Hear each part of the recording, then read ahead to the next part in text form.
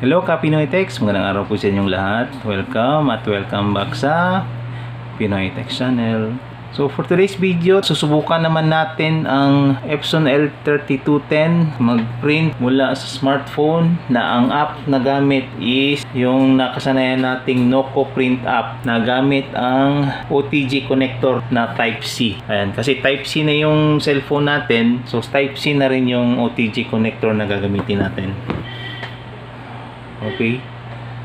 Ayan. So, insert natin ang OTG sa USB cable. Ayan. And then, ito naman, Type-C. Insert natin. Ayan. Okay lang. Tapos, ayan. Select natin yung Noco Print. And then, just once. Ayan. Nakita sa kagad. Epson L3210. Pero wala siyang driver nakita. So use generic lang tayo. May option kasi to na pwede ka mag-subscribe sa premium subscription nila para ma-access mo yung kumbaga yung ibang settings na naka-restrict pa. Kumbaga limited lang kasi yung free nila. Like halimbawa nakita natin dun sa previous video na 4 na paper size lang yung mapagpipilian mo. Okay, nag-ads pa. Ayan, exit. So, yun. So, Epson L3210 na. And then, select tayo ng image. Ito pa rin. Ayan. Ayan. May settings. Tingnan natin ang settings. Copies, pages, multi-page printing, double-sided, size and layout. Ayan. So, wala na akong mabaguhin sa size. Tingnan natin dito. Ayan o.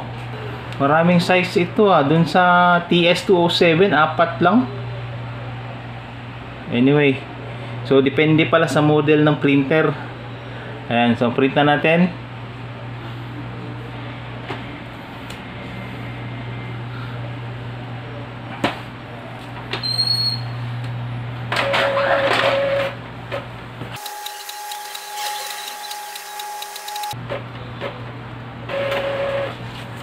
Ayun, so working pa rin ang Noco Print app na ginamit natin pang print dito sa ating Epson L3210.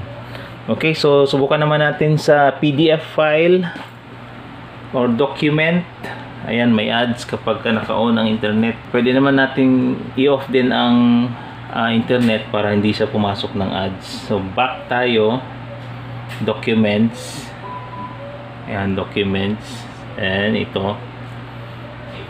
Ayan. So, ano bang normal color. So, i-select natin yung mono. Kasi naka-default siya sa color. So, ayan, 2 pages. Okay. Print.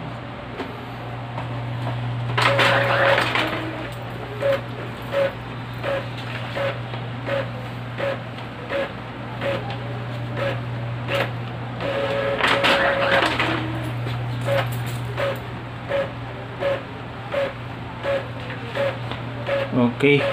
So napansin ko mas mabilis to mag-print yung Noco Print app compare sa Epson iPrint.